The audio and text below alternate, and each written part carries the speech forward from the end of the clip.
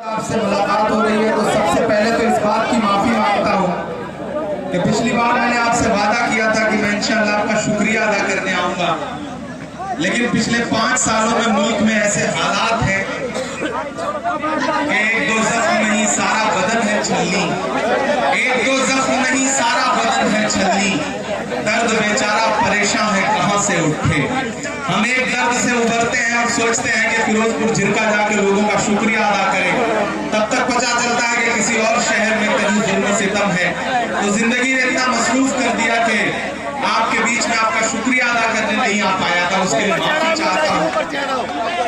पिछली बार आया था मामन भाई के लिए अपना दामन फैलाने, तो सिर्फ शायर बन के आया था, एक सियासी इंसान नहीं था। लेकिन इस बार आपकी दुआओं ने हिंदुस्तान की सबसे बड़ी पार्लियामेंट में राज्यसभा में पहुंचा दिया। ये आपकी दुआओं के सदके तो आपका बेहद शुक्रिया अदा करता हूं। थोड़ी देर आपसे गुफ्तगू करूंगा, मुझे पता है धूप बहुत ज्यादा है, इधर जो साथी हैं वो भी बैठे रहेंगे, सुकून से सुनेंगे, तो शायद मैं 10 पटेल साहिबा यहाँ बैठी है, हमारा साथी राहुल राव यहाँ बैठे हैं, AICC से जो हमारे ऑब्जर्वर्स लगे हैं, जो हमारे अल्पसंख्यक विभाग के साथी, कहीं से बैठ तो मैं चुप करा लूंगा। मामन भाई मेरा रोज कर, आप बहुत अच्छे लोग हैं, आपसे मेरा रिश्ता कोई पहले दिन का नहीं है। जब अहले खिरत की बातों पर कुछ जाहिल शोर मचाते हो, जब अहले खिरत की बातों पर कुछ जाहिल शोर मचाते हो, जब बुलबुल हो तस्कीरे चमन और कौवे गीत सुनाते हो, जब चिड़ियों के इन घोंसलों में कुछ सांप उतारे जाते हो, जब माली अपने हाथों से गुलशन में आग लगाते हो, इस हाल में हम दीवानों से तुम कहते हो खामोश रहो। हम लोग अनल हक बोलेंगे, हम लोग अनल हक बोलेंगे, हम बोलेंगे। मैं आपके बीच में आज एक सियासी मौके पर गुफ्तगू करने के लिए आया हूँ। मेवात वालों, ये वो इलाका है जिससे मेरा रिश्ता कोई नया नहीं है। मैं आपके सुख में, आपकी खुशियों में शामिल होने भले ना आ पाया रहा हूं, लेकिन जब भी इस इलाके में कहीं एक भी आंसू बहा होगा, किसी बेगुनाह का एक बूंद खून बहा होगा, तो इमरान प्रतापगढ़ी आपके दर्द में शामिल होने जरूर आया है। तारीफ इस बात की गवाह है। और जब हमारे नेता राहुल गांधी जी ने मेरा हाथ पकड़ के मुझे देश की पार्लियामेंट में बिठाया और मुझसे कहा कि अपने मुद्दों पर आवाज उठाओ, बोलो, लड़ो, तो मेरा खुदा गवाह है कि जब मुझे पार्लियामेंट में बोलने का मौका मिला तो इस इलाके में जितने जुल्म और सितम हुए थे, चाहे वो पहलू खान का मसला हो, चाहे आप जुनैद के वालिद साहब यहाँ खड़े हैं, चाहे रकबर का मसला हो, चाहे मोहम्मद उमर का मसला हो, मैंने ये तमाम नाम गिनवा करके पार्लियामेंट में आपके लिए आवाज उठाई है। मैं अपनी जिम्मेदारियों से कभी भागा नहीं। आपसे मेरा एक जज्बाती रिश्ता है, मैं उस रिश्ते की बुनियाद पर यहाँ खड़ा हूँ। पिछले बार मैं आपसे कभी मांगना आपके अपने इन्हें जिता करके असेंबली पहुंचाइए।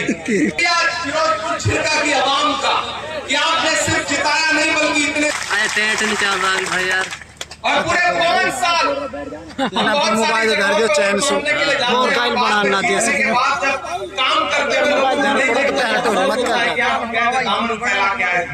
लेकिन ये एक ऐसी असेंबली है और ये एक ऐसा विधायक है जिसको पूरे 5 साल काम करते देख के मुझे हर दिन फख्र होता रहा कि मैं जिस इंसान के लिए वोट मांगने गया था वो डरा नहीं, वो झुका नहीं, कहीं छुप छुपा के खड़ा नहीं, जो डटे हो। मामन खान आपके लिए लगातार आवाज उठाता रहा, बोलता रहा है, लड़ता रहा है हर मुद्दे पर। एक पढ़ा लिखा एमएलए कैसा होना चाहिए उसकी एक नजीर मामन खान बन करके आपके सामने आए। आज दोबारा आपके बीच में आया हूं और आप बहुत बड़ी तादाद में यहाँ बैठे, हजारों की तादाद है। जितना भाजपा वालों की रैलियों में भीड़ हो रही है उतना तो यहाँ स्टेज पे बैठे हुए हैं। ये हालत है हरियाणा के इलेक्शन की। मैं पानीपत से लेकर फरीदाबाद से लेकर के पुनाना से लेकर पूरा हरियाणा घूमते हुए यहाँ आया हूं और पूरी जिम्मेदारी से कह रहा हूं कि सरकार बनने जा रही है। कोई ताकत हरियाणा में कांग्रेस पार्टी की सरकार बनने से नहीं रोक सकती है। भाजपा की रैलियों में भीड़ नहीं है, किराए के लोग बुलाए जा रहे हैं। और किराए के लोगों में जोश नहीं होता, आपको तो पता है, न हौसला होता है।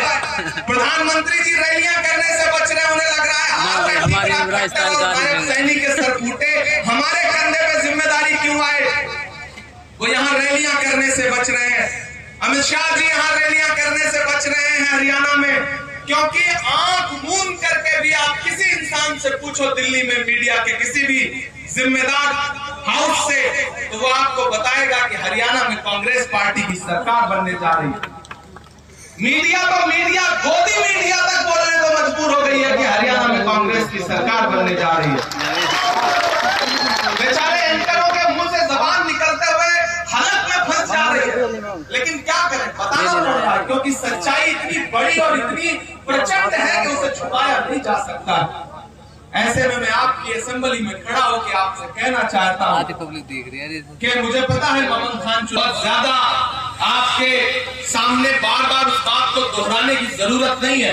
यहाँ की आवाम ने मन बनाया हुआ है मामन खान को जिताने का, मुझे पता है, लेकिन मैं तो आपसे ये कहने आया हूँ, फिरोजपुर झिरका वालों, बड़कली चौक वालों, माइक का वॉल्यूम थोड़ा बढ़ा दें, क्योंकि जो बात मैं कहने जा रहा हूँ वो बाबा से बुलंद बोलने की जरूरत है।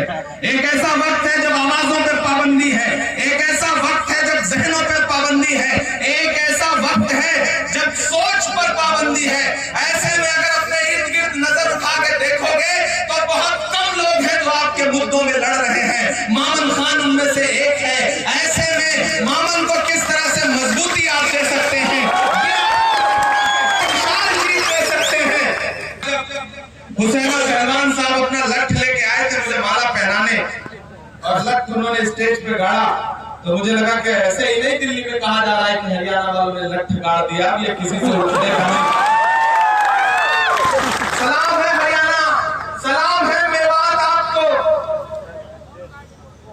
लेकिन एक बहुत जिम्मेदारी भरी बात कहता हूं, बात जरूरी है इसलिए सुनना।